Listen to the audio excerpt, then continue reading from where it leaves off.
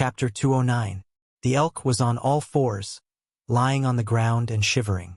Of course, it didn't think that the goddess was going to shoot it to death, but it was distressed that its master had wasted her divine power for it, so it couldn't help but lie on the ground and cry. Here it comes. The momentum of the phantom goddess reached its peak, and she loosened the arrow. At the same time, there was a crisp sound of a bowstring in the whirlpool behind her. Faster than lightning, faster than light, and even faster than the concept of speed itself, an arrow flew out of the whirlpool and instantly pierced in front of the elk, while the arrow of the phantom goddess fell behind it. Two low sounds sounded in Thea's heart. This was not the transmission of sound, but some kind of conceptual resonance. The elk's past and future were cut off. A shadow that was exactly the same as the elk on the ground quickly ran out of the whirlpool, and the two quickly merged and could no longer be distinguished. The phantom goddess closed the whirlpool, and her green robe and bow disappeared again as if they had never existed. She gently stroked the side of the elk's face. "Child, you are free. Go and live a new life." The elk walked to Thea's side, and the goddess pointed at their foreheads. "In the future, it will accompany you until the end of your life. It will accompany you back to your original time and space. You must treat it well."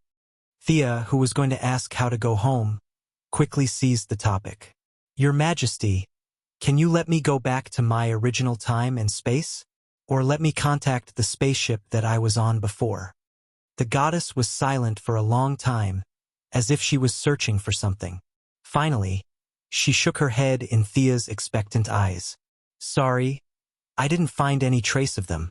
Although my divine power is not enough to search too far into the future, I feel that they are not in the same timeline as you." Before Sia showed a desperate expression, he continued, "However, after you go out, you can take my bow and arrow.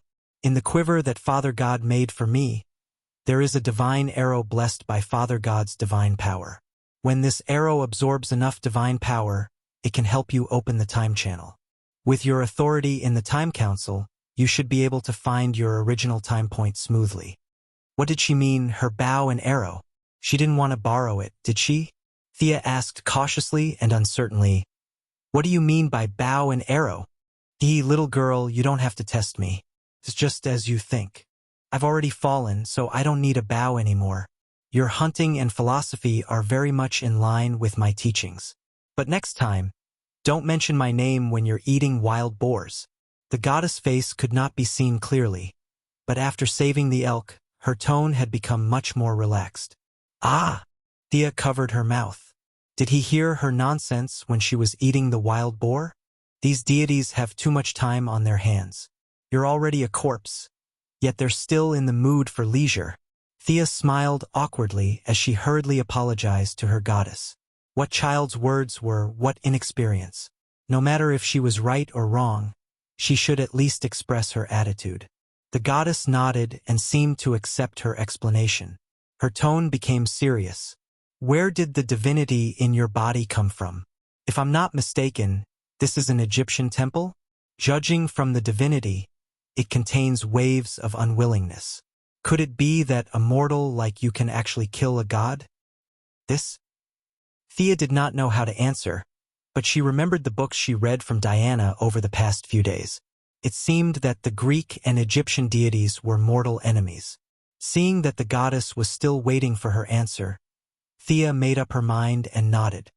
"It's Horus." The goddess was silent for a few seconds. Suddenly, her tone became high-pitched. "Amazing. It's hard to believe that you can do such a feat as a mortal. I have to reward you." "Ha-ha." Thea laughed in her heart. She had made the right bet. There was indeed a grudge between them. This could be considered as a proof of his allegiance. We're definitely on the same side. She could almost see all kinds of divine equipment falling into her bag. One of the 18 types of weapons. She might not be able to defeat Darkseid, but General Zod should not be a problem.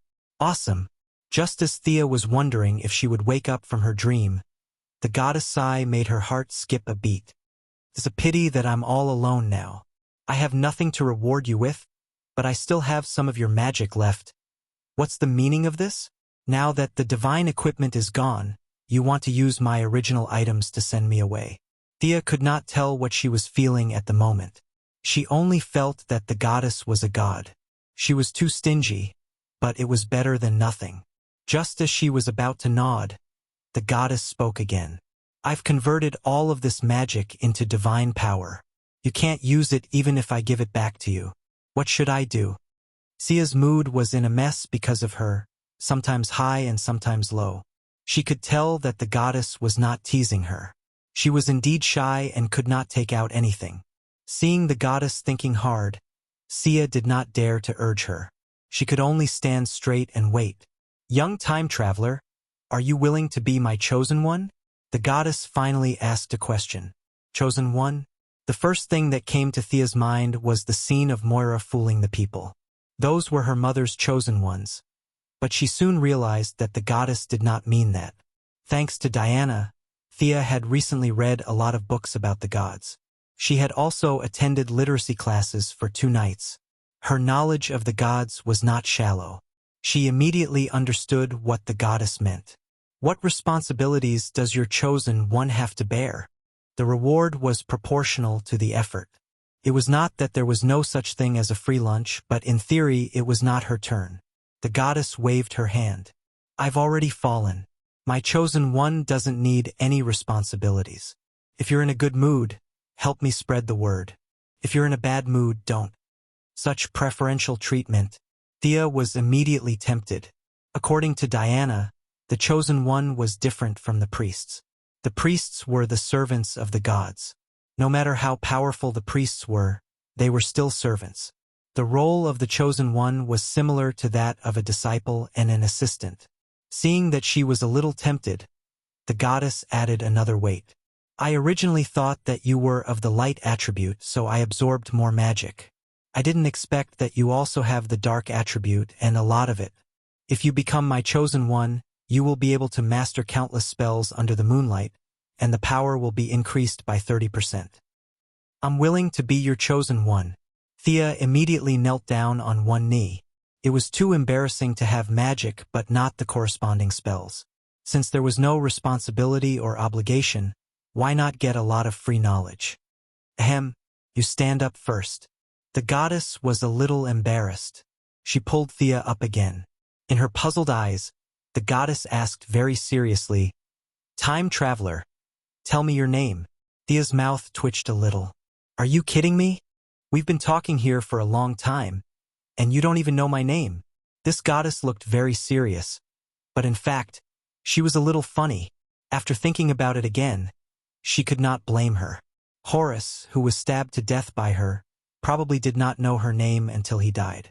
Chapter 210.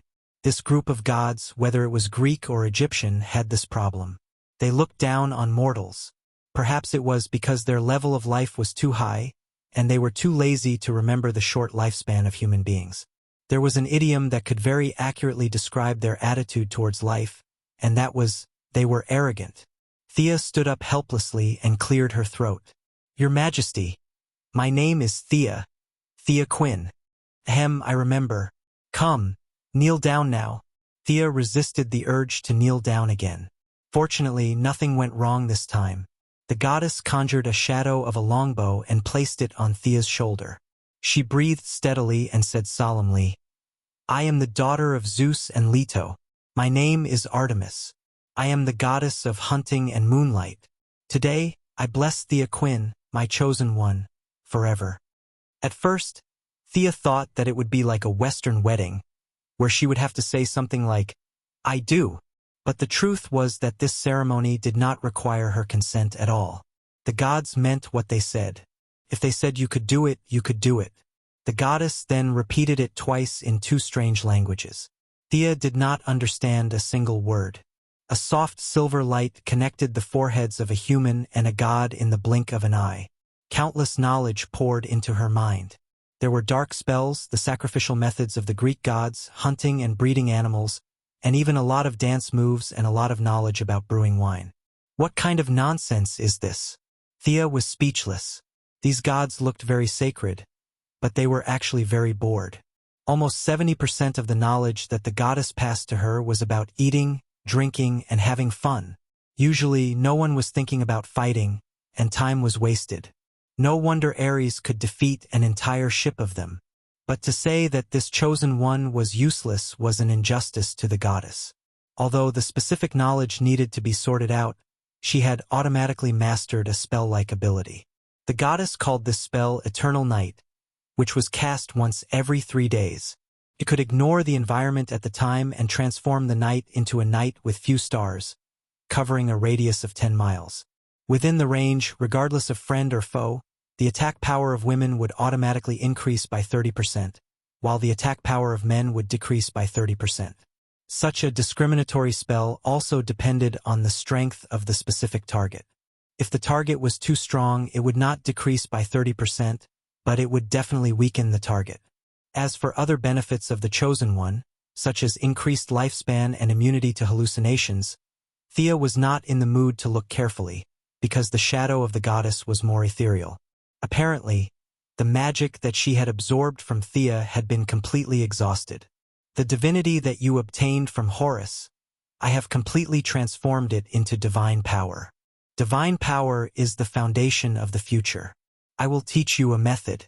If you obtain divinity again in the future, you can use this spell to completely transform it into your own divine power. After the goddess finished speaking, she sent a ball of light into Thea's body. Farewell, my chosen one. I am very lucky to have met you at the last moment of my life. May you walk a new path under the stars. Go out, your future is still waiting for you. If Diana is in trouble, for my sake, help her.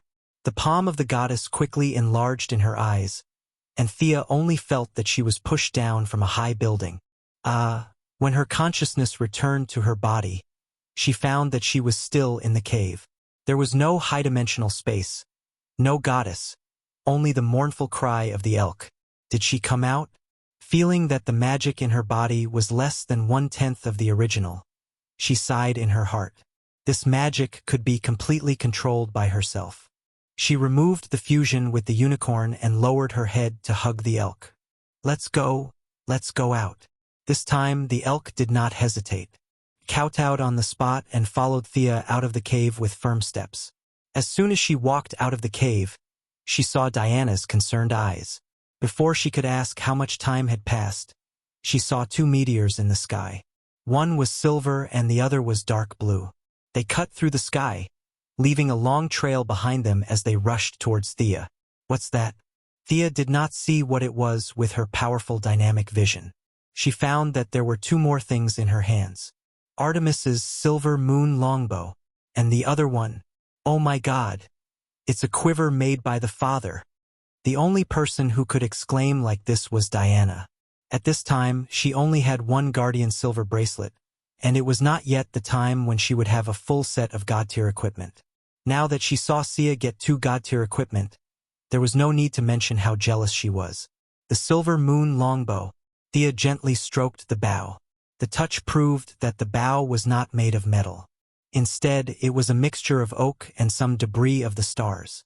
The 2 characteristics of toughness and toughness were reflected in the bow at the same time. The length of the bow was 1.5 meters. It was a traditional ancient bow.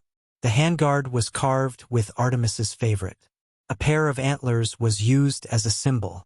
The 2 wings of the bow were engraved with complicated and small carvings, all of which were praising the great achievements of the goddess. Thea slowly pulled the bowstring. A magic arrow instantly appeared on the string. After this standard movement, she knew the full name of the bow. Stars Fall, Artemis's silver moon longbow, came with a magic arrow. Awesome! Thea carefully observed the quiver. If the bow was 100% welcoming to her, then the quiver was a little reserved to her. This dark blue quiver was made by Zeus for the goddess. It fully displayed the divine king's style, which was flamboyant and unbridled. Ever since the quiver was in his hands, it had been glowing, and it was always that kind of deep blue flash, as if it was declaring its extraordinariness. There were only 2 arrows in the quiver, or 2 kinds of arrows. Every time one was used, a new arrow would automatically appear in the quiver. One was the arrow that the goddess and Thea mentioned before. The arrowhead was dark blue in the shape of a lightning bolt. When it was filled with divine power, it could open a time channel. Of course, it could also be used as a lightning arrow. The goddess's original words were, "The divine power of the Father is unfathomable. He completely did not understand all the uses of this arrow." The other arrow was a sharp arrow blessed by the goddess herself. It was dark red in color. According to her, it was an arrow of revenge. In fact, Thea thought that it was an arrow used to bully women. As long as it was a woman who had lost her virginity, in theory, she could kill her with one arrow. Perhaps there were too many gods who opposed her in the later period, so the goddess rewrote her own doctrine and changed the group of victims to evil women who had lost their virginity. To be honest, Thea was a little sweaty when she looked at the arrow. At the same time, she wondered if there were any bad women in the world. The killing attack sounded beautiful, but there were a lot of restrictions. In the future, she would not use this arrow if she could. Whether it was the bow or the arrow, they could be stored in her body, and they were unique. That was to say, as long as she took away these two artifacts, even if she was in the original time and space of Paradise Island, there would be no trace of these two artifacts. Unless she was killed, these two artifacts would be bound to her. She did not immediately put them away. She still wanted to see the faces of these bad priests. If she put them away, what if they did not admit it?